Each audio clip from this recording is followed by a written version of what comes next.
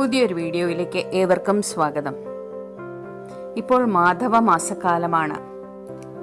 വൈശാഖ മാസമെന്നും ഈ മാസത്തെ വിളിക്കാറുണ്ട്.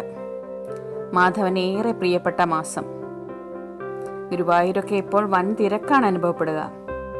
ഈ മാസം മുഴുവൻ ശ്രീകൃഷ്ണ കീർത്തനങ്ങൾ ചൊല്ലുവാനും മഹാവിഷ്ണു സ്തവങ്ങൾ ജപിക്കുവാനും പറ്റിയ സമയമായാണ് പറയപ്പെടുന്നത്. വളരെയധികം പുണ്യം നിറഞ്ഞൊരു മാസമാണിത്. ഞാനിപ്പോൾ പറയാൻ പോകുന്നത് ഒരു ശ്രീകൃഷ്ണ കഥയാണ്. ഉടുപ്പി കൃഷ്ണന്റെ കഥ. കർണാടകയിലെ ഉടുപ്പി ടൗണിൽ സ്ഥിതി ചെയ്യുന്ന ഈ പ്രശസ്തമായ ശ്രീകൃഷ്ണ ക്ഷേത്രത്തിന് പിന്നിൽ ഒരു കഥയുണ്ട്. പണ്ട് അയിത്തം നിലനിന്നിരുന്ന കാലത്ത് കനകദാസ് എന്നൊരു അബ്രാഹ്മണൻ വളരെയധികം ഭക്തിയോടെ ശ്രീകൃഷ്ണനെ ഭജിച്ചിരുന്നു.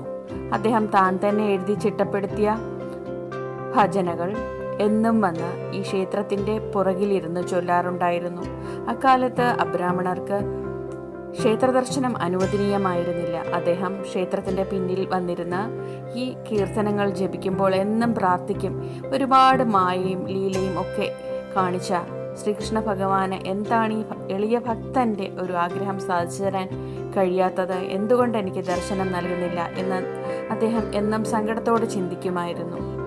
അങ്ങനെ ഒരു നാൾ കീർത്തനം പാടിക്കഴിയുമ്പോൾ പെട്ടെന്ന് അദ്ദേഹം ഒരു ശബ്ദം കേട്ടു. ശ്രീകൃഷ്ണ ഭഗവാൻ ചമ്മട്ടി ഏന്തി നിൽക്കുന്ന ശ്യാമവർണ്ണനായ ശ്രീകൃഷ്ണ ഭഗവാനാണ് ഇവിടുത്തെ പ്രതിഷ്ഠ.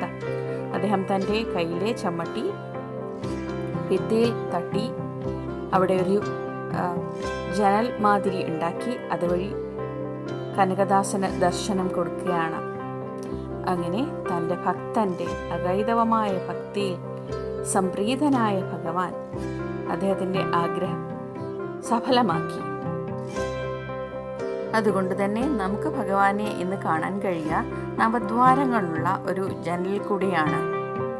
ഭഗവാൻ സ്വയം തിരിഞ്ഞു എന്ന് കരുതപ്പെടുന്ന ആ വിഗ്രഹം നേരെയാക്കാൻ ഇപ്പോഴും ക്ഷേത്ര ഭരണാധികാരികൾക്ക് ധൈര്യമില്ല. പടിഞ്ഞാറേ ഭാഗത്തുകൂടിയാണ് ഭഗവാൻ കനകദാസന് ദർശനം നൽകിയത്. അതുകൊണ്ട് തന്നെ പൂമുഖവാതിലൂടെ നമുക്ക് ഭഗവാനെ കാണാനും കഴിയില്ല. ശ്രീകൃഷ്ണ ഭഗവാന്റെ ഭക്തവാത്സല്യം തുളുമ്പുന്ന ഈ കഥ ഏവർക്കും ഇഷ്ടമായി എന്ന് കരുതുന്നു.